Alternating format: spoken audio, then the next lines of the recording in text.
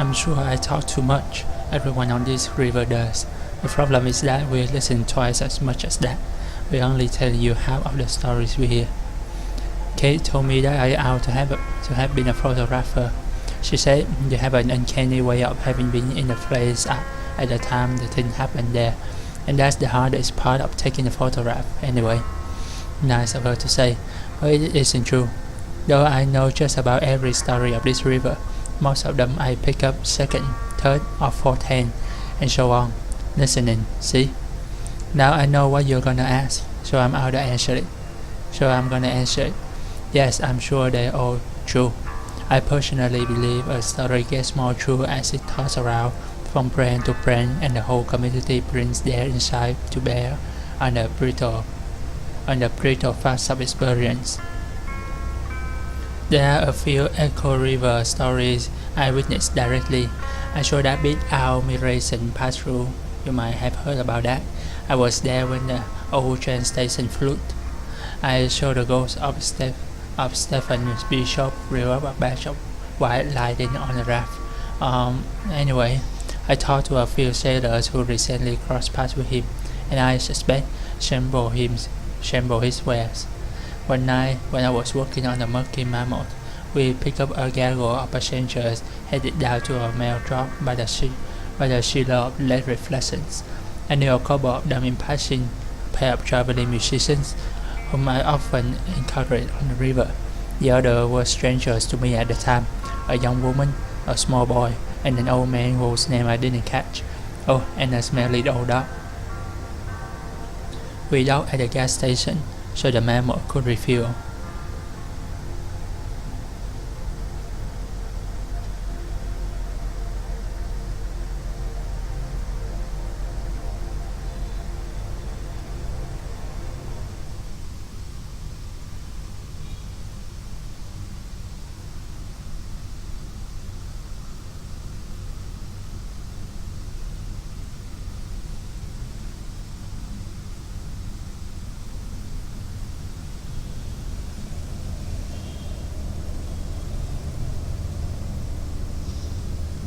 Ezra watches the lake drift by.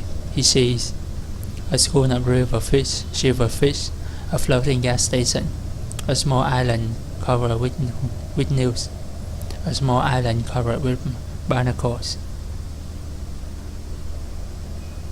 What a relief! Thanks for taking the wheel. Our secret, okay?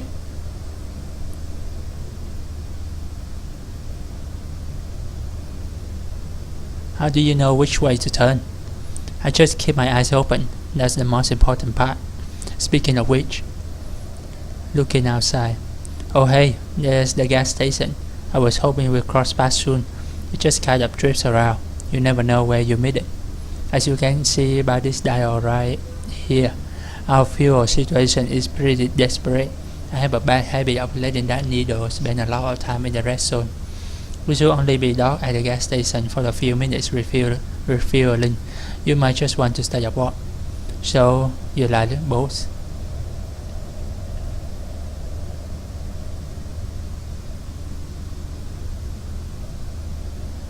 I used to watch a cartoon about a boat. It was about pirates.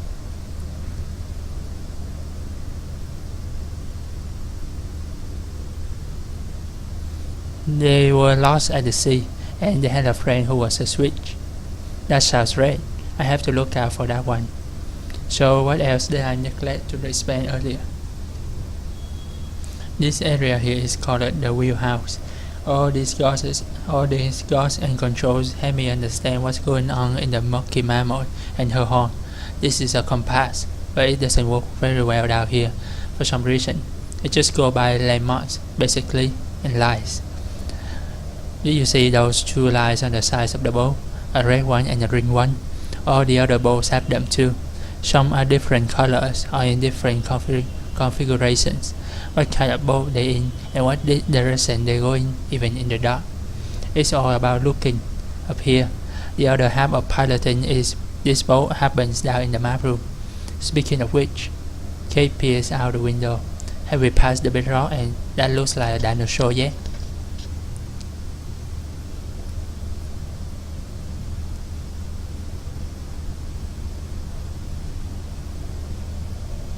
No, but we passed a little island with a bunch of dust on it.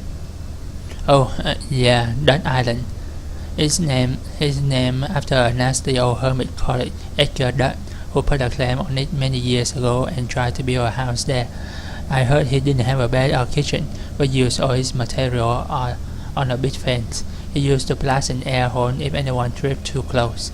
He eventually died, but the name stuck, and at some point the dust moved in.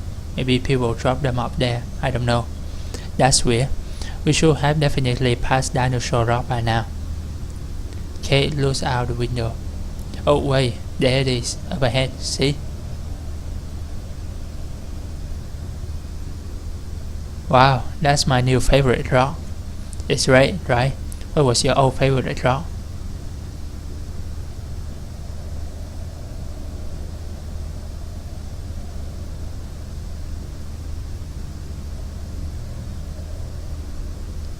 A little rock I found that looked like a rainbow when you held in the sunlight.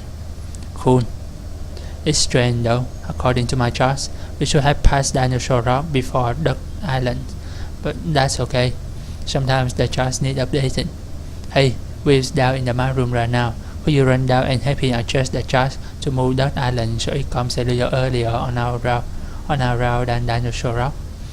The map room is down below that, on the lower level, right next to the sleeping quarters. I'll get on the intercom and let him know you're coming.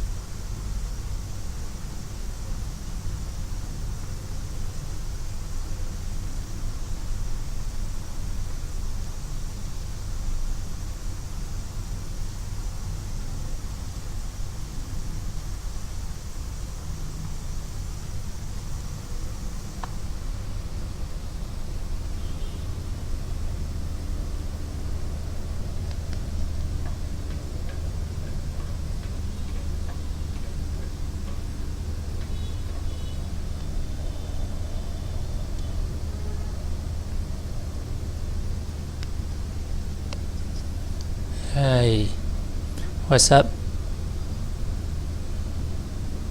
You look like you're about to fall asleep. No, I don't think I could ever sleep on the river. You're right, though. It's been a long day. I should maybe find some coffee to go with all this beer, or just move on up to the real stuff. Doesn't weigh you down as much, you know? No, of course you don't. Hey, what am I talking about? Who knows? Okay, bye.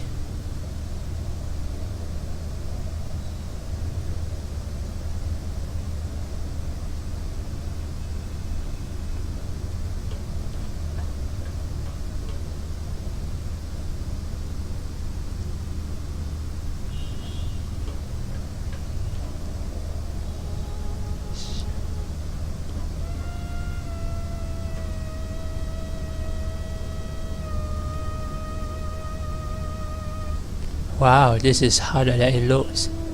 Yeah, it takes a certain kind of beer. Oh, like perfect pitch. Did you have that? Not really that. It's more like muscle memory. When I play in the theremin, I cut up here with my hands. I must sound ridiculous. No, I think I get it.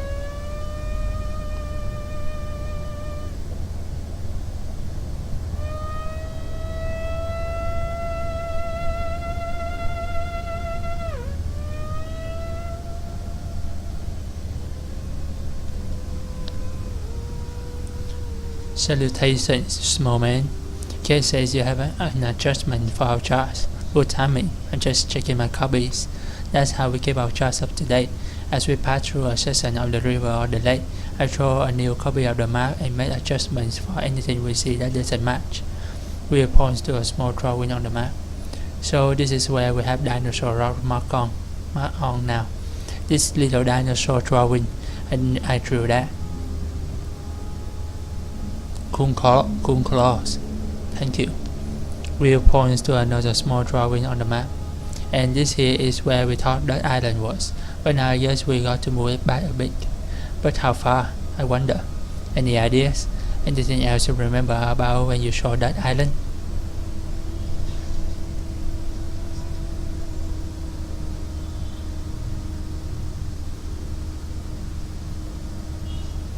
The water got really dark on it for a little bit. Well, that put that island somewhere in here. That's the only part of the chart before Dinosaur Rock where the lake deepens noticeably. Good work. That should do it for the new copy. Oh, I made some other corrections, tucking the bands a little, made this section deeper, and left out a shipwreck that must have washed away or been scavenged into splinters. Of course, it means a lot of clutter, all these old copies. Say, Will gestures up to a pile of old maps.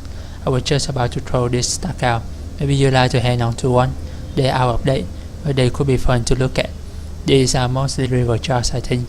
Take a look through and see if one of them catches your eye. Ezra digged through the pile of maps.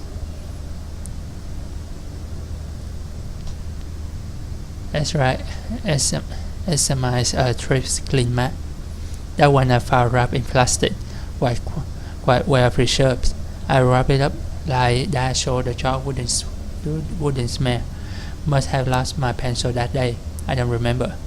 Here, turn it around. Like, there you go. There's no real idea of north down here, but they are otherwise. So we just hold the maps with the current pointing down. The river curves clockwise. There are no islands marked, but a few other landmarks are indicated with chalk circles, pointing to the chalk circle. That one's what that island, I'm pretty sure. Ezra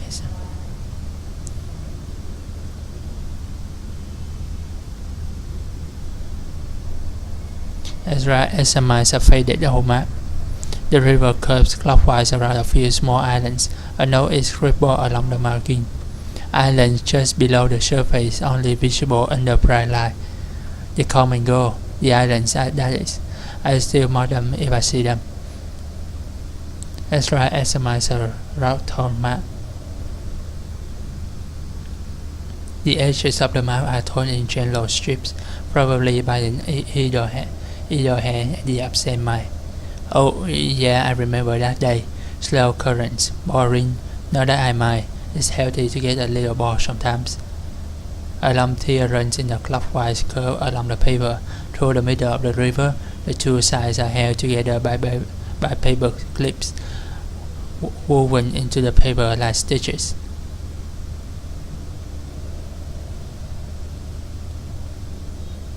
Take the tone map. This one. Nice. Well, thanks for your help with the chart adjustment. Our next stop is a bar called the Rum Colony. Yes, you are not much of a barfly, but you might like to run around on that beach, and the decor is, well, I'd be curious to hear what you think of it.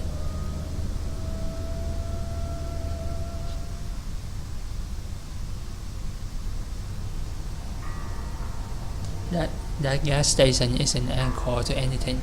It follows the current. We might run into it anywhere along the river. Kate just starts looking for it when she's low on fuel, and the anchor provides. It's not usually on the lake though. That was strange.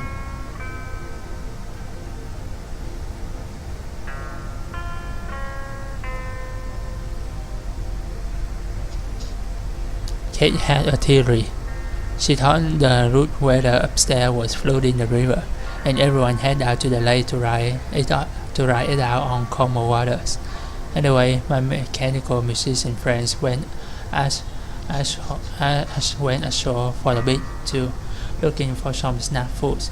Kate doesn't stop anything about the murky mammal that doesn't roll by. It's not to everyone's taste. Not, or maybe just to stretch their limbs and drain their batteries.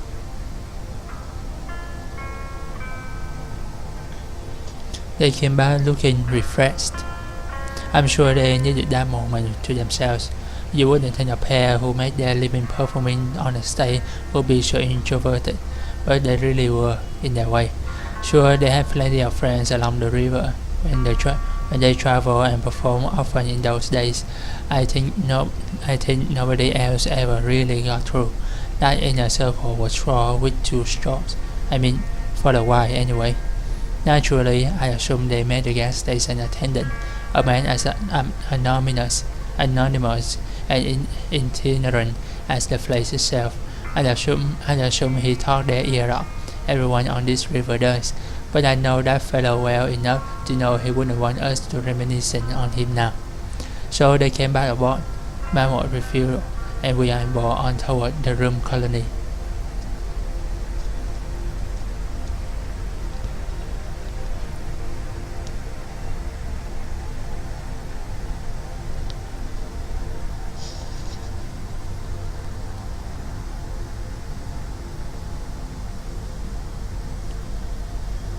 Shannon followed the other travelers ashore to a drowsy beachside bar called the Room Colony.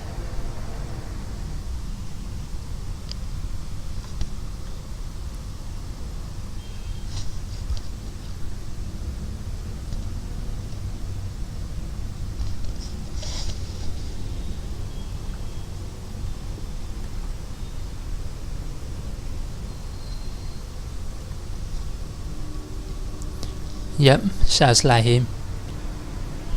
Our friend Cyrano is booked here tonight. He's pretty good. He's a wizard of the lap steel guitar. Are you two coming ashore? Oh, sure, we'll be up in a minute. You couldn't hold me back. Oh, I don't know. Kate says just to wander back whenever. This is a take it easy kind of stop. She doesn't even blow the fourth horn to round up the crew here. No point. Something about this spot is like what's in the ear when it comes to timetables and responsibilities. I was supposed to meet someone here earlier tonight about some bypass. Hope she's still around. Oh, I'm sure she is, ma'am.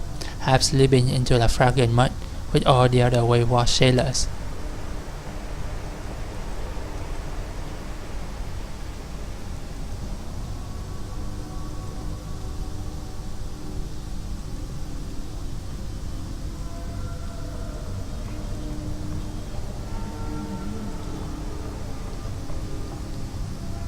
Louis, the water is fine, invigorating. It makes me want to run. I could gather up and down this beach like a horse. What's he yelling about? He wants to run out on the beach like a horse, he says. Oh dear, what's in these drinks?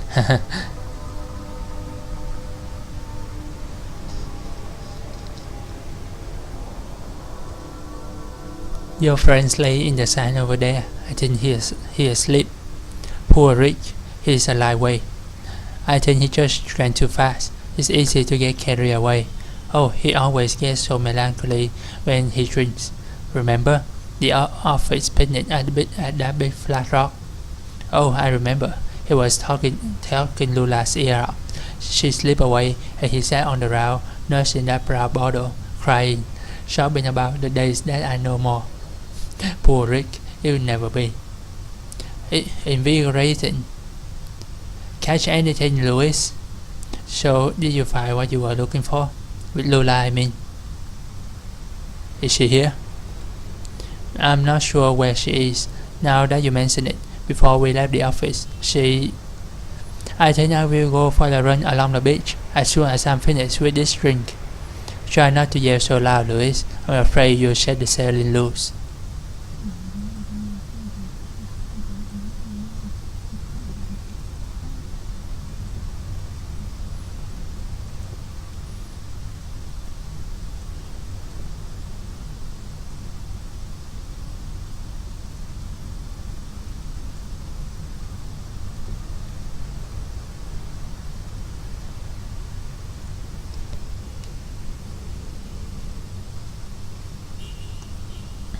Hey, did you hear the ice caps are melting?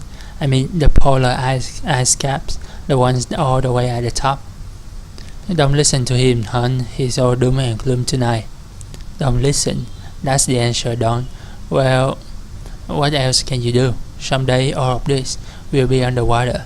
We'll all be drowned. What can you do? Maybe it's better that way. Great. Another pessimist. You two have fun. I'll be drowning in this Mai Tai. He's just in a dark mood because the bar is crowded tonight. He likes to spread out. You know Toxic Runop has decimated their population, right? I should go. Sorry you ask.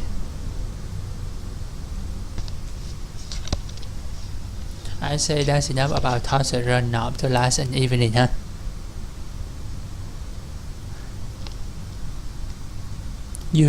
I'm sure you heard it all before. That's his latest strand, but I'm not surprised by anything anymore. Before this is was Bonvin Row, hormones and global warming. I'm come here just about every night, so I know you don't. What do you think about adopted home? Nice, right on the beach. Sometimes when I need to calm down a little, I kick my shoes off and walk in the sand. You'll be amazed what your toes turn up. One time I found that's all. I forgot what I was going to say. Have a nice night, hon.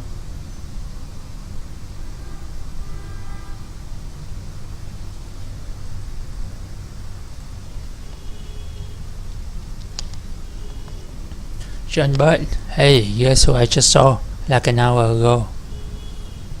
I don't even care. How are you, Patch? Oh man, Carl had a gig for a minute at a AAA Burgers, but they went out of business. If our numbers were better here, he could just work on his record and it'd be fine. But you know how it is. For now, he's selling flowers on the river. Say hi if you pass him. Hey, any of your friends want a drink? I got time. Busy night, but everyone's deep in their straws by now. What have you been missing up? Let's see. What's good tonight? My dark heaven? What's that like? Chill a tall glass with a little fine sugar at the bottom, then just keep pouring in gold rum till it starts to turn blue, and seashore sugar, blue curacao, some false like red fruit juice. I always include a little umbrella. What else you got? The aged rum, no? What's that like? One shot light rum, you 2 shots of drained rum, oaky syrup, stare at it real close for a while, throw a little umbrella on top. What else you got? Frozen toast? What's that like? 1 shot spy rum, 2 shots of gold rum, sea salt, refrigerate, throw an orange peel on top. What else you got? Suffering and fragrant? What's that like? 1 pot lime juice, 20 parts spy rum. I throw a toothpick on there to soften the blow. What else you got? Suffering zombie on the beach? What's that like? Just enough aged rum to make your inner ear vibrate. Then add simple syrup and lime juice to taste. Blend. That's it. What else? No drinks for us, tons. No problem. See you around.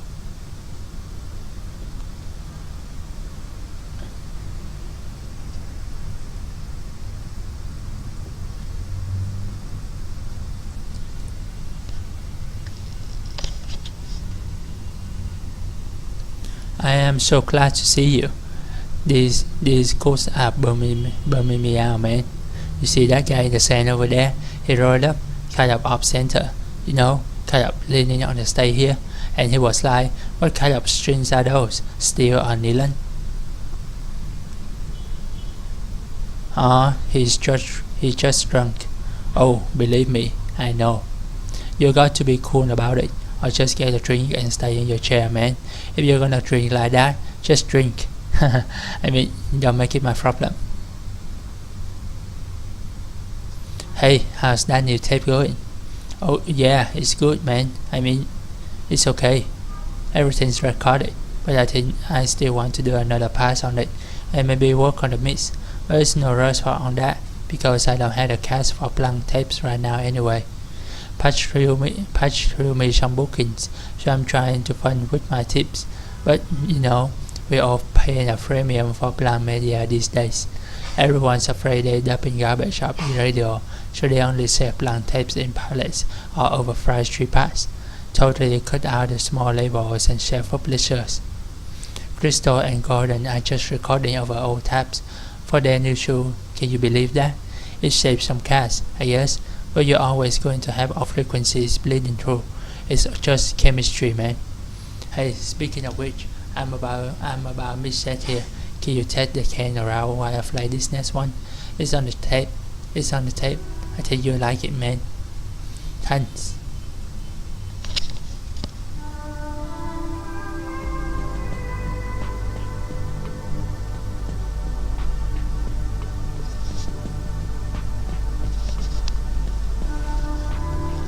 She didn't have to do that.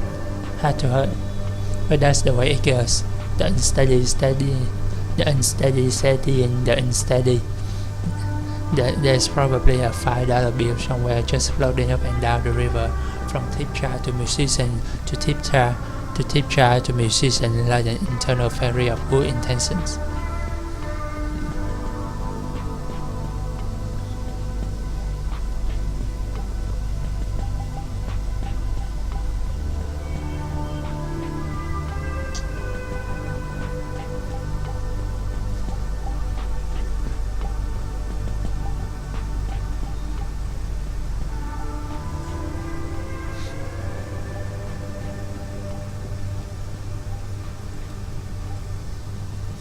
And touchscreen sits on the table, forgotten or abandoned, or symbol wasted.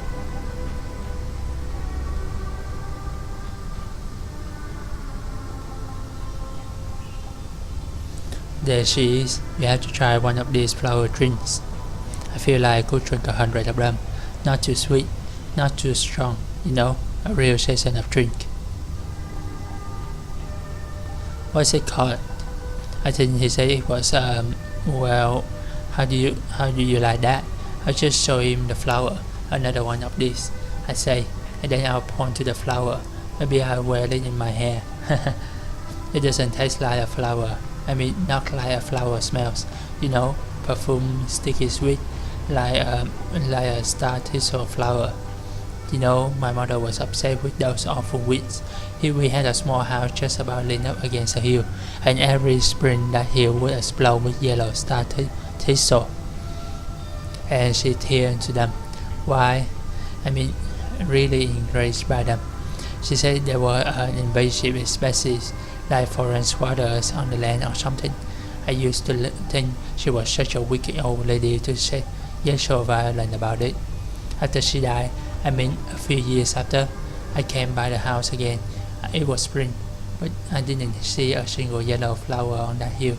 She must have finally got them, or maybe they follow her along. More old stuff. I'm drowning in old stuff tonight. Feels like I've got it piled up all around me.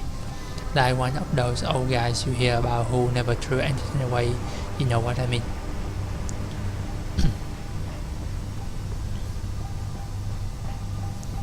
Don't worry about all that stuff. Just try to stay in the here and now. Yeah, this is a nice idea. But I'll tell you about what I'm learning tonight. I don't belong in the here and now. That's just been cast. Sorry, I'm not making sense, am I? I just mean to say I can't look at anything without remembering something else, and then that reminds me of something else, and I'm buried in. I just need to get my head clear for a minute, get a clean wheel of the day, get up in it. There was a time when I felt this way. I buy the village, try to sober up and get a job.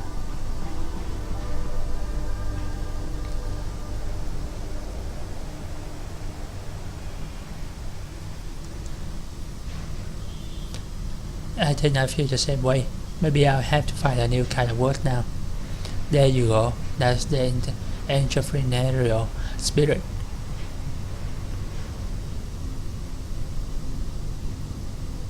Maybe I'll get into computers or something. It's just so damn early. Well, I guess I got something in common with a computer after all. Hey, I'm going to sit around at the water for a minute. I'll talk to you later. Don't be a stranger.